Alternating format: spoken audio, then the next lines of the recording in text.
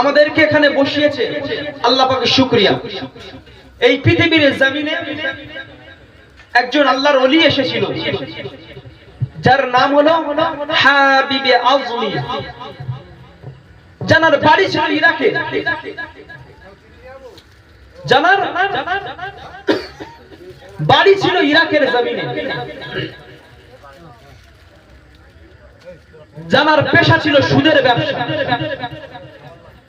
ইরাকের মধ্যে সবচেয়ে বড় সুদখোর ছিল সে। তো সে লোক যখন রাস্তা দিয়ে হেঁটে যেত তো বাচ্চারা বলতো ওই দেখ ওই দেখ ওই দেখ সুদখোর হাবিবে আজমি যাচ্ছে, ওই তাকিয়ে দেখ। একটা নাদান অপদার্থ, ওর গায়ের ধুলা ওর ছা যদি আমাদের গায়ে পড়ে আমরা ওর মতো সুদখোর হবো, পালা পালা পালা বলে বাচ্চারা পালিয়ে আসছে। তো উনি কত বড় সুদখোর ছিল একটু আরেকটু আগে থেকে বলুন। কিতাবের মধ্যে এসেছেন যে উনি এত বড় সুদখোর ছিল, উনি একবার একটি লোকের কাছে সুদের টাকা আনতে গেছে। যাওয়ার পরে উনি লক্ষ্য করছে যে বাড়িওয়ালা বাড়িতে নেই। উনি দরজায় আওয়াজ করছে, বাড়িতে কেউ আছো? সুদ নেলেওয়ালা স্ত্রী বাড়ি থেকে বাড়িয়ে বলছে, হ্যাঁ আমি ওনার স্ত্রী, আমার স্বামী বাড়িতে নেই। তোকে হাবিবে আজমি বলছে, শোনো শোনো, তোমার স্বামী আমার কাছ থেকে সুদের পয়সা এনেছিল, আজকে সুদের পাওনাটা দাও। এই কথাটা শোনার পরে তার স্ত্রী বলছে, শোনো হাবিবে আজমি, তোমাকে দেব এমন কোন জিনিস আমার কাছে নাই, তোমাকে দেব এমন কোন জিনিস আমার কাছে নাই।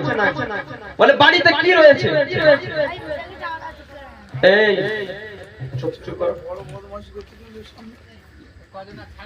তোমাকে কিছু দেব, সেটা আমার বাড়িতে নাই। তা হাবিবে আজমি রহমাতুল্লাহ আলাইহির কাছে, হাবিবে আজমি রহমাতুল্লাহ আলাইহির কাছে তখন উনি আল্লাহর ওলি হননি। তখন উনি ওনার হাবিবে আজমি তখন ওনার স্ত্রীকে বলছে, বলে বাড়ি থেকে যা রান্নার কি আছে ওইটুকু দিয়ে দাও, ওটা আমার সুদের পাওনা, আসল টাকাটা থাকলো, পাওনাটা দিয়ে দাও। তো ওনার কাছে ছিল একটি খাসির মাথা, রান্না করবে বলে ওই সুদখোর এনেছিল। তা উনি এনে ওইটা দেখে হাবিব আজমি বলছে, ওই মাথাটা দিয়ে দাও বলে তার স্ত্রীকে জোরে চড় মেরে ওই খাসির মাথাটা সুদের পাওনা হিসাবে বাড়িতে এনে চলে এসেছে। বাড়িতে এনে উনি ওনার স্ত্রীকে দিলেন, এই মাথাটা আমার সুদের পাওনা, আজকে তুমি রান্না করো, তুমি রান্না করো। যখন রান্না শুরু করে দিয়েছে, ওনার স্ত্রী বলছে, তুমি তো খাসির মাথাটাই আনলে, কিন্তু এই খাসির মাথাটা যে রাঁধবো সে জ্বালানি আমার কাছে নাই। উনি বলছে, আচ্ছা দাঁড়াও। আরেকটা লোকের কাছে গেছে, মানে উনি ওর কাছে সুদ নিয়েছিল, এনে বলছে, তুমি আমার কাছে সুদ এনেছিলে, কিছু জ্বালানি দাও। সুদের জ্বালানি নিয়ে এনে পাওনা হিসাবে উনি রান্না শুরু করে দিয়েছে। ওনার স্ত্রী রান্না বান্না যখন হয়ে গেল, হাবিবে আজমি স্ত্রীকে বললেন, তুমি ভাত বাড়ো, আমি এক্ষুনি গোসল করে এসে খাসির মাথাটা দিয়ে সুন্দরভাবে ভাত খাবো। তো হাবিবে আজমি রহমাতুল্লাহ আলাইহি তখন উনি আল্লাহর ওলি হননি।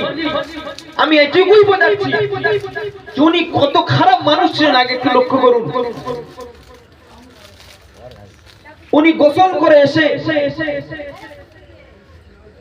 যখন খেতে বসেছে, ওনার সামনে ভাত দেওয়া হলো বা রুটি দেওয়া হলো, রুটি রুটি ওনার সামনে যে খাবার বস্তুটা আনা হলো, এবং ওনার স্ত্রী রান্নার পাত্র থেকে ওনাকে খাওয়ার জন্য যে পাত্রেই দেবে, যেই মাত্র ঢেলেছে, খাসির মাথা এবং তরকারিটা সঙ্গে সঙ্গে আল্লাহ পাক রব্বুল আলামিন তাজা রক্তই পরিণত করে দিয়েছে। কি করে দিয়েছে? সুদের পাওনা হিসাবে যে খাসির মাথা এনেছিল, সেই খাসির মাথাটাকে কি করে আল্লাহ কি করে দিয়েছে? তাজা রক্ত। বোঝার চেষ্টা করো, তাজাই রক্তে আল্লাহ পরিণত করে দিয়েছে। ওনার কলবের ভিতরে, আর সেও তো মানুষ, সে তো মুসলমান, সুদ হয়তো খাচ্ছে কিন্তু মুসলমান, তার ভিতরে চেতনা আসলো, তার ভিতরে বিবেক প্রশ্ন করলো, এই হাবিবে আজমি, তুমি এটা কি করছো? তুমি কতটা খারাপ হয়ে গিয়েছো দেখো। তার বিবেক তাকে প্রশ্ন করছে, তার অন্তর তাকে প্রশ্ন করছে, হাবিব তুই চিন্তা করে দেখ, তুই ভেবে দেখ, তুই কতটা খারাপ মানুষ হয়ে গিয়েছিস। উনি হাউমাউ করে কেঁদে উঠল। কেঁদে উঠে উনি চিন্তা করলো, না, এভাবে তো মানুষের জীবন হতে পারে না। আমি কত খারাপ হয়ে গিয়েছি যে আমার সামনে তরকারি ঢালা হচ্ছে, এই ধরুন আমরা চা খাচ্ছে আর আল্লাহ রক্ত করে দেয়, আমাদের কি হবে? একটা উদাহরণ তো উনি ভাবলেন আমি কতটা খারাপ মানুষ হয়ে গিয়েছি, আল্লাহ আমাকে এমন জিনিস দেখালো, আমি তওবা করব। উনি কি করবে? তওবা করবে। তওবা মানে কি বললাম? ফিরে আসবে, ভুলকে স্বীকার করে ফিরে আসবে, আল্লাহর রাস্তায় ফিরে আসবে। তো উনি তখনকার বিখ্যাত আল্লাহর ওলি হাসান বসরি রহমতুল্লাহ আলাইহির কাছে গেলেন। গিয়ে কি বলছেন? উনি কাঁদছেন। আল্লাহর ওলি হাসান বসরি রহমতুল্লাহ আলাইহি বুঝতে পেরেছে হাবিব এসেছে, আজকে তওবা করবে। উনি যখন এলেন, কথা বললেন, কথা বলার পরে হাবিবে আজমি রহমতুল্লাহ আলাইহিকে তওবা করালেন। তওবা করানোর পরে উনি যখন রাস্তা দিয়ে ফিরে যাচ্ছেন, সেই বাচ্চাদের সাথে ফের দেখা। কোন বাচ্চা? যে বাচ্চা কদিন আগে বলেছিল ওই জায়গায় সুদখোর হাবিব যাচ্ছে, ওর গায়ের ধুলা, ওর গায়ের ছাওয়া আমাদের গায়ে না যেন পড়ে, সেই বাচ্চারা আজকের উনি তওবা করে যখন ফিরে যাচ্ছেন, বাচ্চারা এবার বলছেন ওই দেখ, তওবাকারী হাবিব যাচ্ছে, তওবাকারী হাবিবে আজমি যাচ্ছে। খবরদার সবাই খেলাধুলা বন্ধ কর, আমাদের ধুলা না যেন ওর গায়ে পড়ে। তখন হাবিবে আজমি বলল, আল্লাহ শুধু তওবা করেছি, এখনো ইবাদতের দিকে যাইনি। আল্লাহ তুমি আমার প্রশংসা, আমার মর্যাদা আল্লাহ তুমি এরকম দাঁড়িয়ে দিলে। উনি মনে মনে আলহামদুলিল্লাহ বলতে আর চলতে লাগলেন। তা উনি এমন তওবা করলেন, বাড়ি গিয়ে সমস্ত পাওনাদারদের খবর দিলেন, তোমরা আসো, এসে সুদের পয়সাগুলো তোমাদের মাফ করে দিলাম, তোমাদের চাওয়া পাওয়া কি আছে মীমাংসা করে দিলাম। উনি কত বড় আল্লাহর ওলি হয়েছিল লাস্টে শুনেন। ওই হাবিবে আজমি রহমতুল্লাহ আলাইহি ইরাক ছেড়ে বসরা নগরে চলে গেলেন। বসরা একটা শহর ইরাকে, ওখানে চলে গেলেন।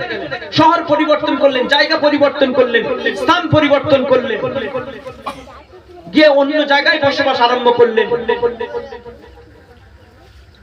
সারাদিন আল্লাহ জিকির, রাতে তাহাজ্জুদের মধ্যে দিয়ে জীবনটাকে পার করতে লাগলেন। সঙ্গে করেছে অর্থ নিয়ে গিয়েছিল, সেগুলো সব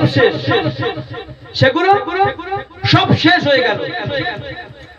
তো হাসান হাবিব আজমি রহমাতুল্লাহ আলাইহির স্ত্রী বলছেন, শোনো স্বামী, যা আল্লাহ সব তো শেষ, তুমি এবার কিছু কাজ কাম করে আনো, নাহলে খাবো কি আমরা? ন্যাচারাল বাঁচতে গেলে খেতে হবে কিনা? একটু কথা বলে, হ্যাঁ না? বাঁচতে গেলে খেতে হবে। তো উনি বলছেন যে তোমরা কিছু কাজ করে আনো। দুনিয়ার একটা নিয়ম হলো, যে বাচ্চা ছোটবেলা থেকে কাজ করবে না, ও কিন্তু সমস্ত কাজ পারবে।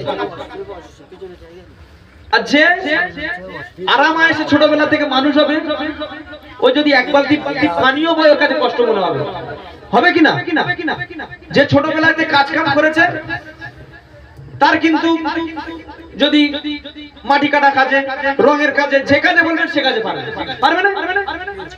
আর যে কোনো কাজই কারণে আয়েমায়েশে মানুষ হয়েছে, তার যদি পায়খানার পানিও তুলতে বলা হয়, বলে এইটা তুলে তুই করবি, জরুরত পূরণ করায়, তার কাছে মনে হবে কি ভারী কাজ, যদি একটা ট্যাপ বসিয়ে দিত ভালো হতো, এটা মনে হবে না?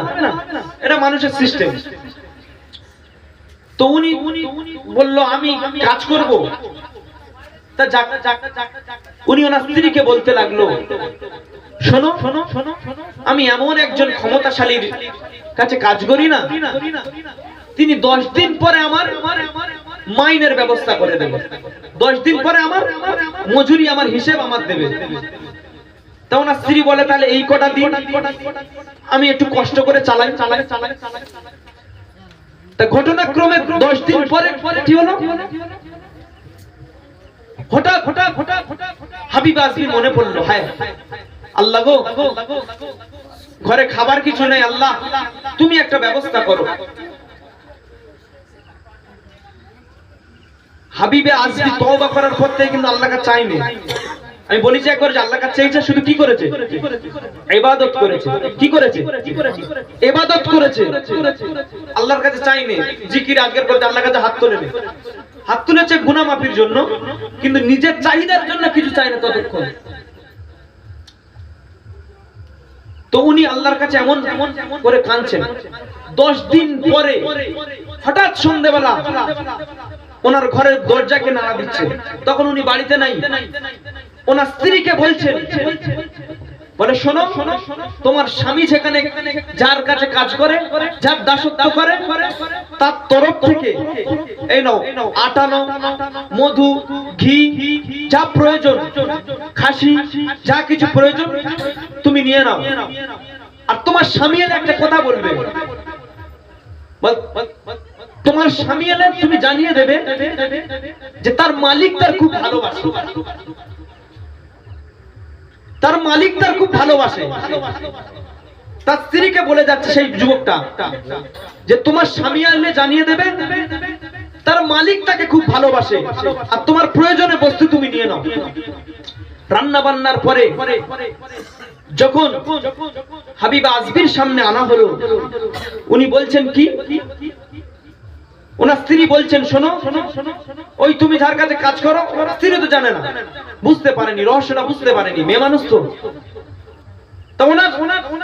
ওনাকে বলছে, বলে তুমি যার কাছে কাজ করো, তার লোক আজকের হয়তো এসেছিল, তুমি বলেছিলে 10 দিন পরে হিসেব দেবে, হিসেব দিয়েছে, এই জিনিসপত্র দিয়েছে, এই রান্না করেছি, আর বলে গিয়েছে তোমার মালিক তোমাকে খুব ভালোবাসে।